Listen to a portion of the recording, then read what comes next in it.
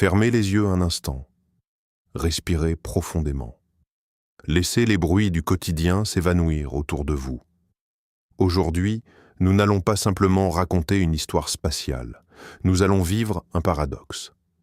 Imaginez la situation la plus extrême, la plus dangereuse qu'un être humain puisse affronter. Une chute libre à 40 000 km/h vers une atmosphère implacable. C'est ce qui attend l'équipage d'Artemis 2. 6 minutes de feu, de plasma et de silence radio. 6 minutes qui séparent la vie du néant. Mais au cœur de ce chaos apparent se cache une vérité surprenante. Une paix absolue. Une danse hypnotique de la physique. Ce qui semble terrifiant depuis la Terre est, en réalité, l'un des spectacles les plus apaisants de l'univers. Installez-vous confortablement. Nous allons traverser ces 6 minutes ensemble. Pas dans la peur, mais dans l'émerveillement. Pour comprendre la beauté de cet instant, il faut d'abord regarder le chemin parcouru. La mission Artemis 2 n'est pas qu'un simple vol. C'est le grand retour de l'humanité vers notre voisine d'argent, la Lune. Après des jours passés à flotter dans la nuit éternelle, à observer la Terre comme une fragile bille de verre suspendue dans le vide, le vaisseau Orion doit rentrer à la maison. Mais on ne rentre pas de la Lune comme on rentre d'une orbite basse. La vitesse est vertigineuse. Mach 32. C'est une énergie cinétique titanesque qu'il faut dissiper. La capsule Orion est conçue comme un bouclier, une armure thermique capable de supporter des températures imitant la surface de notre propre Soleil. C'est ici que la science devient poésie. La friction ne détruit pas, elle protège. Elle transforme la vitesse en lumière. Comprendre ce contexte, c'est réaliser que chaque secousse, chaque flamme est calculée. C'est une chorégraphie millimétrée entre l'ingénierie humaine et les lois immuables de la nature. Le prélude au silence. Imaginez-vous à l'intérieur de la capsule. Le noir profond de l'espace enveloppe les hublots. Vous êtes en apesanteur. Votre corps flotte, libre de toute contrainte. À l'horizon, la Terre grandit lentement. Une sphère bleue et blanche, douce, accueillante. Mais pour l'instant, tout est d'un calme absolu. C'est le moment qui précède la tempête. Un instant de méditation forcée où l'univers semble retenir son souffle. L'illustration parfaite de ce moment est celle d'un plongeur au sommet de son plongeoir, juste avant de s'élancer. Le temps s'étire. Chaque battement de cœur résonne. On entend uniquement le doux bourdonnement des systèmes de survie. C'est une solitude partagée, un isolement magnifique. La séparation. Le module de service, fidèle compagnon de voyage, se détache dans un balai silencieux. Sans lui, la capsule Orion n'est plus qu'un cône, un cocon protecteur. C'est une image puissante. Se débarrasser du superflu pour affronter l'essentiel. À travers le hublot, vous voyez cette machine complexe s'éloigner lentement, brillant doucement sous la lumière du soleil lointain. Elle disparaît dans l'obscurité, accomplissant son ultime sacrifice. Dans nos villes terrestres, nous portons souvent des fardeaux inutiles. Ici, la physique exige la légèreté absolue. Ce détachement n'est pas une perte, c'est la condition même de la survie et du retour à la source. Le premier frisson atmosphérique. Contrairement à une idée reçue, la frontière de l'espace n'est pas un mur de briques. C'est une transition douce, presque imperceptible au début. À 120 km d'altitude, les premières molécules d'air effleurent la coque. C'est invisible, mais les capteurs de la capsule frémissent. Pensez à la sensation d'entrer lentement dans un bain d'eau tiède. Le contact est subtil. Pourtant, à 40 000 km à l'heure, cette douceur est trompeuse. La caresse devient rapidement une étreinte puissante. C'est le début d'une conversation intime entre le métal forgé par l'homme et l'air de notre planète. Le champ des particules. À mesure que la densité de l'air augmente, un phénomène extraordinaire se produit. La capsule ne brûle pas, elle comprime l'air devant elle. Imaginez une onde de choc, un coussin invisible. On pense souvent à tort que c'est la friction qui crée la chaleur immense de la rentrée. En réalité, c'est la compression brutale des gaz. L'air, écrasé contre le bouclier thermique, n'a nulle part où aller. Il chauffe. Il s'embrase. Dans le calme de la cabine, cela commence comme un murmure grave, une vibration lointaine qui résonne dans vos os. C'est la Terre qui commence à vous chanter une berceuse d'accueil, avec la voix puissante des éléments. La naissance du feu rose. Par le hublot, la nuit noire laisse place à une aube artificielle. Les molécules de gaz, soumises à une pression dantesque, se déchirent. Elles deviennent du plasma. La première couleur à apparaître est un rose délicat, presque irréel. C'est une teinte apaisante, comme les nuages au coucher du soleil un soir d'été. Ce rose dense, il ondule le long de la vitre. Vous êtes à l'intérieur d'une bulle de verre, entourée par l'énergie pure de l'univers. Ce spectacle visuel est hypnotique. Il capte toute votre attention, effaçant la notion de danger pour ne laisser place qu'à l'émerveillement le plus pur. La montée vers l'orange incandescent. Le rose s'approfondit. Il devient magenta, puis vire à l'orange vif. Le cocon de plasma s'épaissit. Imaginez-vous assis au coin d'une cheminée en plein hiver. Les flammes lèchent dès la vitre, la lumière danse sur votre visage, mais vous êtes en sécurité, au chaud, protégé du froid glacial de l'extérieur. C'est exactement ce que ressent l'équipage. Dehors, la température approche les 3000 degrés Celsius. C'est une fournaise capable de faire fondre la roche. Mais à l'intérieur, grâce à l'ingéniosité humaine, il fait une température ambiante agréable de 20 degrés. Le contraste est fascinant, presque magique. Le mur du silence. C'est ici que commence le fameux blackout. Le nuage de plasma est devenu si dense, si chargé en électricité, qu'il bloque toutes les ondes radio. La voix du centre de contrôle de Houston s'évanouit dans des grésillements, puis disparaît totalement. Plus aucune communication avec la Terre. Pour beaucoup, cette idée est terrifiante. Mais changeons de perspective. Et si c'était le moment de paix ultime? Pendant ces quelques minutes, l'équipage est totalement isolé de l'humanité. Plus de nouvelles, plus de directives, plus d'urgence terrestre. Ils sont seuls, bercés par le feu cosmique. C'est une déconnexion forcée, une retraite spirituelle à la vitesse de l'éclair. La chorégraphie du ricochet. La mission Artemis utilise une trajectoire unique, le saut atmosphérique. Au lieu de plonger directement, la capsule rebondit sur l'atmosphère. L'image est simple et poétique. Imaginez un galet que l'on fait ricocher à la surface d'un lac tranquille. Orion touche l'air dense, ralentit, puis remonte légèrement vers l'espace avant de plonger à nouveau. Ce mouvement divise la chaleur et la pression en deux phases douces.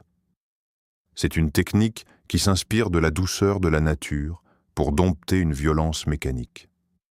Ce mouvement de balancier ajoute une sensation de bercement à la descente. Le cœur du brasier blanc. Lors du plongeon principal, l'orange devient d'un blanc aveuglant. C'est le sommet de l'intensité. L'énergie dissipée par la capsule est équivalente à l'éclairage de toute une métropole. Pourtant, la scène reste silencieuse et fluide depuis l'intérieur. La lumière inonde la cabine, projetant des ombres mouvantes sur les visages concentrés des astronautes. On pourrait croire à la fin du monde, mais c'est tout le contraire. C'est la création d'un bouclier protecteur. Ce blanc éclatant n'est pas destructeur, il est purificateur. Il nettoie la capsule de la poussière cosmique, la préparant pour son retour final. Le retour de la gravité. Durant tout le voyage, l'apesanteur a été une caresse permanente. Mais maintenant, la décélération commence à faire son œuvre. Une force invisible poussent doucement l'équipage au fond de leur siège moulé. Ce n'est pas un choc brutal. C'est comme une couverture lourde que l'on pose sur vous une nuit d'hiver. D'abord un demi-G, puis un G. Le poids de vos propres bras revient. Cette sensation, oubliée depuis des jours, agit comme une ancre. Elle ramène l'esprit des étoiles vers la réalité rassurante de la Terre. La gravité n'est plus une contrainte.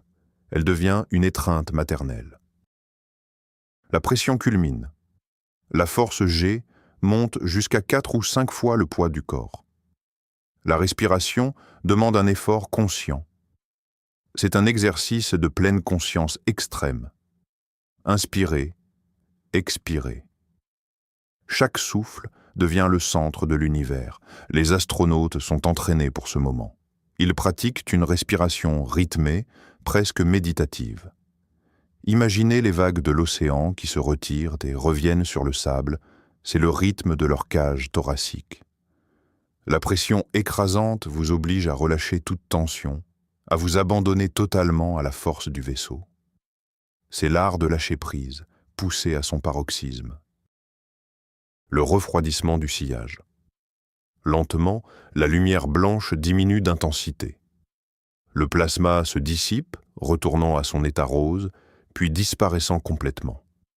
Par le hublot, un spectacle nouveau apparaît. Le sillage incandescent laisse place au noir de la nuit terrestre ou au bleu profond de l'atmosphère supérieure. C'est comme sortir d'un long tunnel éclairé. L'œil s'adapte, le calme revient. L'enveloppe de feu a accompli sa mission protectrice. Elle s'éteint avec la grâce d'une bougie que l'on souffle. Ce passage du feu à l'obscurité est d'une sérénité absolue, marquant la fin de l'épreuve du feu. La voix de Houston. Soudain, un craquement dans les écouteurs. Puis, une voix familière, lointaine mais claire.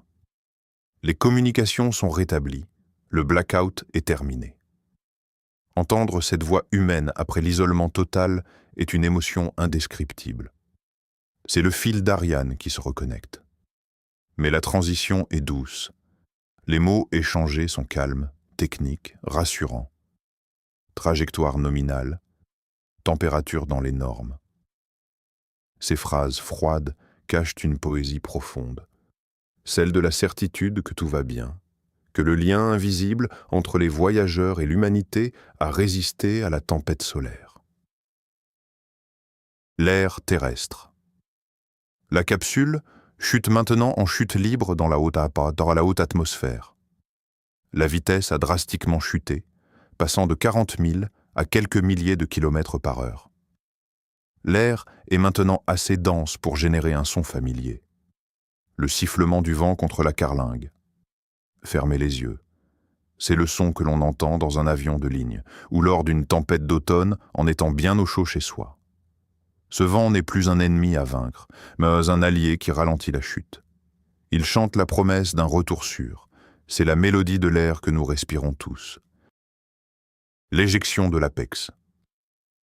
À 24 000 pieds d'altitude, une petite explosion contrôlée retentit. C'est un bruit sec, rapide. Le couvercle protecteur des parachutes, situé au sommet de la capsule, est éjecté. Ce geste mécanique est le prélude au déploiement de la soie. C'est comme une graine qui s'ouvre pour laisser germer la vie. Ce petit bouclier, ayant supporté les pires tourments, s'envole dans le ciel bleu, ayant accompli son destin. La capsule est maintenant vulnérable, prête à déployer ses ailes fragiles pour le dernier acte de cette chorégraphie céleste. Les parachutes extracteurs. 2 petits parachutes s'ouvrent dans le sillage de la capsule. Leur rôle n'est pas de ralentir violemment, mais de stabiliser. Ils agissent comme la queue d'un cerf-volant. L'illustration est belle. Un objet lourd tombant du ciel, soudainement guidé, redressé avec douceur. Les mouvements de balancier s'adoucissent, La capsule se positionne parfaitement à la verticale. À l'intérieur, c'est une sensation de redressement, comme un navire qui trouve son équilibre après avoir traversé une houle capricieuse. L'ordre remplace le chaos.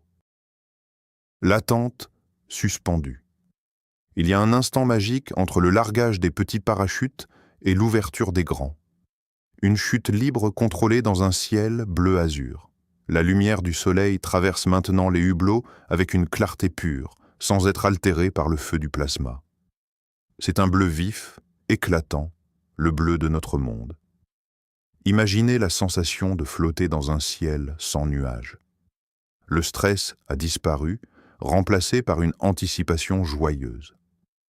C'est le calme de l'aube, un moment de grâce où l'univers semble dire « Bienvenue chez vous ». Le déploiement des parachutes pilotes. 3 nouveaux parachutes, de taille moyenne, jaillissent. Ils tirent avec eux les immenses toiles principales. C'est un système d'une complexité fascinante, basé sur la patience. Si les grands parachutes s'ouvraient d'un coup, le choc détruirait la capsule. Il faut de la douceur. La nature nous enseigne que les transitions les plus puissantes se font par étapes. Chaque parachute est une promesse de ralentissement progressif. À l'intérieur, c'est une série de petits à-coups rythmés, comme un train ralentissant doucement en entrant dans sa gare d'arrivée. La floraison des corolles, et puis vient l'instant de beauté pure. Les 3 parachutes principaux se déploient. On croirait voir l'éclosion accélérée de 3 fleurs de lotus géantes dans le ciel. Une corolle orange et blanche, vibrante de couleurs. Au début, elles sont bridées en forme de poire pour limiter la prise au vent. Même dans cette étape finale, la douceur prime sur la précipitation.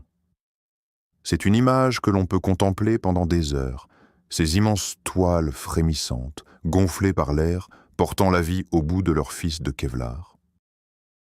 Le freinage majestueux. Les brides se coupent. Les parachutes s'ouvrent dans leur totalité. La capsule, qui pesait plusieurs tonnes, est foncée vers l'océan, et brusquement mais fermement ralentie à une trentaine de kilomètres par heure. La sensation à bord est celle d'un grand ascenseur qui arrive à son étage final. Une pression brève, puis un soulagement immense. La gravité normale est maintenant installée. Les astronautes sont suspendus sous l'équivalent de la surface d'un terrain de football de tissu. La danse frénétique du feu est définitivement remplacée par une valse lente et paresseuse dans les airs. La descente sous voilure. Le silence change de texture. Ce n'est plus le vide sidéral, ni le grondement du vent, mais un bruissement doux, celui du vent dans la soie. Si vous avez déjà fait du parapente par un jour calme, vous connaissez ce son. C'est le chuchotement de l'air pur. La capsule se balance doucement. Dehors peut-être, quelques nuages cotonneux passent lentement. C'est une récompense visuelle et auditive après l'intensité des jours précédents. Le voyage à des centaines de milliers de kilomètres se termine par une balade dominicale au-dessus de l'océan Pacifique. Le parfum de la terre. Bien que la cabine soit étanche, l'esprit sait ce qui se trouve en dessous. L'immensité bleue de l'océan. Les systèmes de ventilation brassent l'air de la cabine, mais l'anticipation de respirer l'air marin devient presque palpable. On dit que les astronautes rentrant de longs séjours ressentent l'odeur de la pluie et de la terre bien avant d'ouvrir la porte. L'océan attend, telle une vaste piste d'atterrissage liquide, douce et accueillante. L'eau, source de toute vie, est le berceau parfait pour ceux qui reviennent du vide stérile de l'espace. L'approche finale. À travers les hublots, l'eau se rapproche. Les vagues se dessinent, les reflets du soleil jouent sur la houle. La vitesse de descente est constante, rassurante. C'est un mouvement de pendule hypnotique, gauche, droite, doucement. Pensez à un berceau que l'on balance pour endormir un enfant. Après avoir navigué dans des environnements hostiles, le vaisseau redevient une nacelle apaisante. Les astronautes croisent les bras, fixent leur regard, s'imprégnant de la beauté fractale de l'eau qui monte à leur rencontre. L'impact aquatique. Le splashdown. C'est le moment de vérité finale. La capsule heurte la surface de l'océan. Une gerbe d'eau salée s'élève majestueusement tout autour. Le choc est des fermes, équivalent à un accident de voiture mineur, mais les sièges absorbent tout. Pour les voyageurs, c'est l'ultime secousse, la virgule qui marque la fin de la phrase cosmique. Le bruit est sourd, mat. L'eau enveloppe instantanément la coque brûlante, générant de petits nuages de vapeur. Le mariage de l'eau et du feu céleste est enfin accompli dans une harmonie parfaite. La flottaison apaisante. Immédiatement après l'impact, des ballons orange se gonflent sur le sommet de la capsule pour la maintenir droite. Le balancement aérien est remplacé par le roulis régulier de l'océan Pacifique. Haut, bas, haut, bas. Le vaisseau spatial est devenu un bateau. Le bruit de l'eau clapotant contre les parois métalliques résonne à l'intérieur. Fermez les yeux et écoutez ce son. C'est la mélodie de la sécurité. C'est la fin du voyage. La mère berce la capsule, comme pour la remercier d'avoir ramené ses enfants sains et saufs à la maison. L'odeur de la brise marine. L'écoutille n'est pas encore ouverte, mais l'équipe de récupération s'approche. Les canaux pneumatiques filent sur l'eau. Dans la cabine, les astronautes détachent leur casque.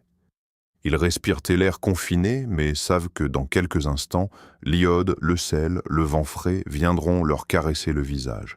C'est l'anticipation du renouveau. Dans nos propres vies, ce moment ressemble à l'instant où l'on pose ses bagages après un très long voyage, quand on tourne la clé dans la serrure de sa propre maison. La lumière à travers la vapeur. La vitre extérieure du hublot est encore chaude, recouverte de résidus du bouclier thermique, striée par l'eau de mer. La lumière qui pénètre est douce, tamisée. Elle crée une ambiance feutrée à l'intérieur. C'est un cocon. Le danger est à des milliers de kilomètres, perdu quelque part entre la Terre et la Lune. Ici, il n'y a plus de froid glacial, plus de radiation mortelle, plus de vitesse hypersonique. Il n'y a que la tranquillité de la matière qui repose après l'effort. La libération de la gravité. Bien que la gravité terrestre soit revenue, le fait d'être soutenu par l'eau offre une étrange sensation de légèreté. L'océan porte la capsule. C'est un retour paradoxal. Ils ont quitté la Terre flottant dans l'espace et ils la retrouvent flottant sur l'eau. L'eau est l'élément qui connecte tous les mondes. Elle est le parfait antidote au feu de la rentrée. Imaginez la sensation de plonger dans des draps frais après une journée épuisante au soleil. L'océan est ce drap frais pour le vaisseau Orion. Le temps suspendu de l'attente. Avant que la porte ne s'ouvre, il y a quelques minutes de silence partagé. L'équipage se regarde. Les mots sont superflus. C'est un soulagement si profond qu'il ne s'exprime que par des sourires esquissés et des souffles lents. Ils viennent de traverser l'enfer, et ils ont découvert que le centre de l'enfer était pavé de paix. C'est une leçon d'humilité. L'univers est violent, puissant, terrifiant, mais quand on apprend à danser avec lui, à accepter ses règles, il nous ramène toujours à bon port. L'ouverture sur le monde. Enfin, l'écoutille s'ouvre. La lumière du soleil, vraie, pure, inonde la cabine. L'air frais de la mer s'engouffre, balayant l'odeur de plastique et de sueur. Le bruit des hélicoptères et des vagues remplit l'espace. Les 6 minutes qui auraient pu tout détruire sont devenues un pont vers cette renaissance. Le voyage est terminé. Mais le calme qu'ils ont trouvé dans l'œil du cyclone de plasma, cette paix absolue face à la beauté terrifiante de la physique, restera à jamais gravée en eux. Et peut-être, maintenant, en vous aussi. Nous voici arrivés au terme de cette descente vertigineuse. Ce que nous venons de vivre n'est pas un simple récit d'ingénierie. C'est la preuve que même dans les moments d'extrême violence, la nature offre une beauté capable de nous apaiser. Le feu dévastateur devient un cocon rosé. La chute libre se transforme en berceuse océanique. L'univers, même lorsqu'il semble menaçant, opère selon une harmonie parfaite. Gardez cette sensation avec vous. La prochaine fois que la vie vous semblera aller trop vite, que la pression augmentera, repensez à cette capsule filant dans le ciel nocturne. Souvenez-vous qu'à l'intérieur du chaos, il y a toujours une place pour le silence et la clarté. Merci d'avoir voyagé avec nous à travers l'espace et le temps. Dites-moi dans les commentaires, quel moment de cette descente avez-vous trouvé le plus apaisant, la danse du feu ou l'impact dans l'océan ?